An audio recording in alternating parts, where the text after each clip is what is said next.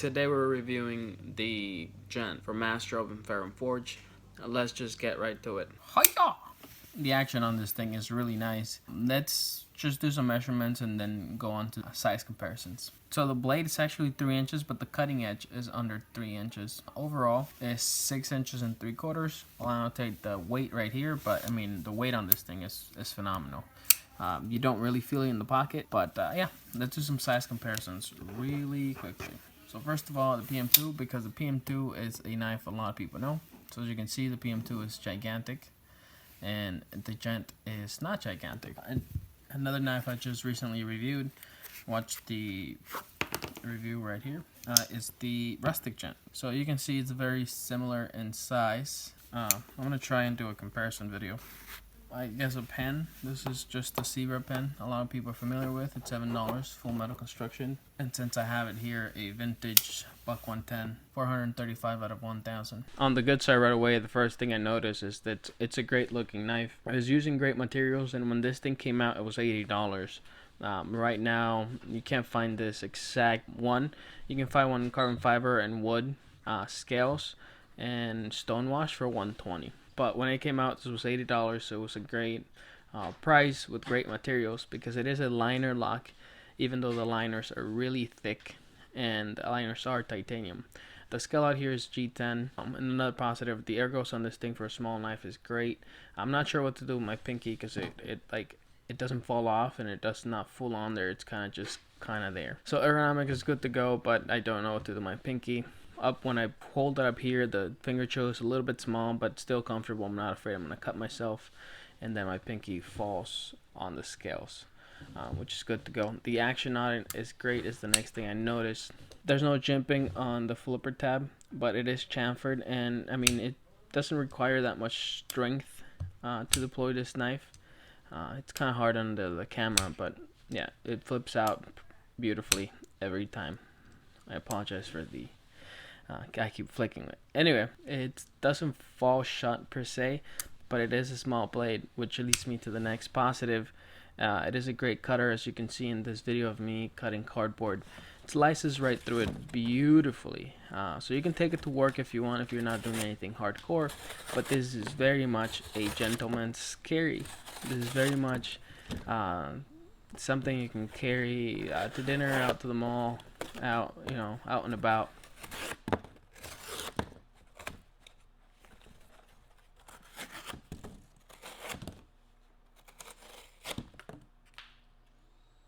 The clip, which leads me to the clip. The clip looks a lot like a pen clip when you put it in your pants, Exhibit A. And it's lightweight.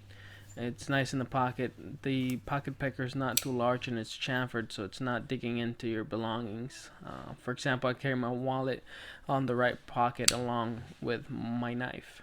The blade shape is very useful. You can do a lot of X-Acto style cuts.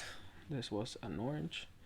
And yeah, this goes right through the orange peel just beautifully. It is great for apples, as long as it's like a small apple, because it's under 3-inch cutting blade. The frame lock is easy to access. They were able, even though it has no jimping and it's not protruding too much, you're still able to go in there and unlock it. The G10 scale works as an over travel stop, and when this thing came out a while ago, people were afraid things were going to get in here and stop it from unlocking. However, I haven't heard people complain about it since. Reviewers, when things come out, they want to review it right away, so they don't have time to carry it that much. I try and carry my things for as long as it takes for me to understand the knife, and I try and use it on an everyday carry situation, and I do a little bit of testing, but it's mostly me carrying the knife and experiencing it. Since the release of this knife, a lot of competition has been released, but this continues to be a very recommendable piece. In fact, I recommended it to my boss, who was looking for a knife for his 5th pocket carry, and this one came in my mind. I brought my box, I showed him this one. Immediately he found one on eBay for $120, and he ordered one, so it should be there Monday, which is pretty cool. The blade is really sterile. The grind on it's satin, and it's really nice. The stone wash I'm not familiar with, but it looks nice on the pictures. It's ground well, thin behind the edge. The only thing it says on the blade is MASSDROP and S35VN. S35VN is one of those metals that is good to go. One of my favorite metals. In fact, I have my PM2 and S35VN. It holds an edge. It's tough. It's easy to sharpen. For a construction worker, it works well. For everyday carry, it works well. And just overall, it's a good to go steel as long as it's treated well. Thus far, the S35VN on the Gent has been very good. I don't know how much the owner used it for, but it's the stock edge, and it was sharp for me during the whole week. And I know he's been using it for some time as well. So the blade S35VN from We is good. Which leads me to the thing, we made this thing, and we is when they make something, I'm always like, there's no gaps, the finish is great, and there's no difference on this thing. There's no unnecessary gaps, there's no unnecessary sharpness to it. Everything's chamfered, everything's taken care of. The G10 is beautiful. The titanium is chamfered everywhere, and it's satin. It's just a good to go constructed piece. If the screws are recessed, something that even more expensive knives, let's say like the Outlast, is $275. That doesn't have recessed screws, even though it's the same kind of style where the clip goes down and the screws are on the side. It's not a problem, and in fact, I do enjoy and like this Outlast pocket clip. It looks really badass on your jeans, but this looks like a pen. It's very much, it's trying to do something different, and the fact that it has recessed screws is really classy. Just overall, it's a classy piece, and yeah, it's very recommendable. Like no frills, just good to go. Overall, cool mid-size knife. In the negatives, again, so finding something negative from We and Civivi is kind of difficult. Like on my review of the shredder, they're doing very different things, but the thing they have in common is they're coming from We, they're coming from Civivi, they're coming from they have a cool design, they have things that the EDC community wants, like deep pocket carry, ergonomics, good to go, and a slicer. So it's difficult to talk negatively about this thing. It's just a good to go knife, but I guess the finger choil is a little tight. I have large hands, so if you have small or medium hands, I think it's gonna be good to go.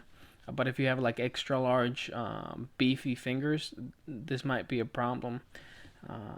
It might not be. From down here, I don't know what to do with my pinky. So it's a mid-sized knife. In my life as of right now, I'm either a full-size knife, for example, AD-15, or the Outlast, or a small-size knife like the Protec Sprint here. So that's why I called this a mid-size knife, because it falls right in between. I think look, I made a pyramid. It falls right in between a large and a small size knife, even a more less exaggerated large size. So let's say the Outlast.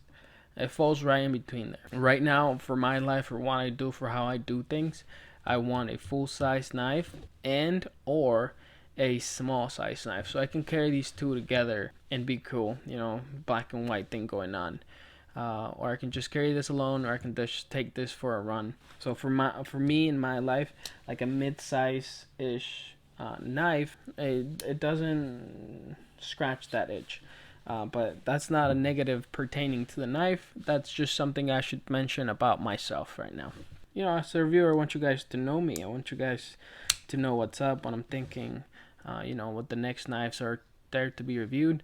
By the way, if you're not subscribed, there's a button with red letters saying subscribe. You should press that and watch what I have next. But it's a very recommendable knife. So in conclusion, if you look at this thing and you like the size and you like the design, just buy it. I mean, this is a great freaking knife, great licer, great user, great fit and finish, great tolerances. made by which they just make great stuff. Designed and sold by American companies. It was designed by Ferrum Forge, which are USA guys, very heavy in the community. They're always coming up with cool stuff. And MASSDROP, which is another American company. So, like, yeah, it's made in China, but you're still supporting some American companies. S35EN, for example, that thing's made in America. I don't know if you like the design, you like it, just buy it. There's no frills about it. There's nothing. There are no deal breakers. I loved carrying this thing after work. I just clipped it in my pocket, and I felt classy as f. Every person I showed this to, every friend. For example, my boss bought one because there's no frills. There's no real negatives about this thing. So yeah, very recommendable. If I was a different channel, I'd call it a gem, but I don't have a classification for a gem on my channel yet. Just a beautiful thing. This button right here is for you to subscribe. I think that's all I had to say about it. Watch the comparison video with the other, with the rustic gent, which is a very different yet similar knife. And yeah, subscribe, watch this video right here or this one, and have a great freaking day, guys. Just, and girls, I guess, the two of you out there. Just have a great day.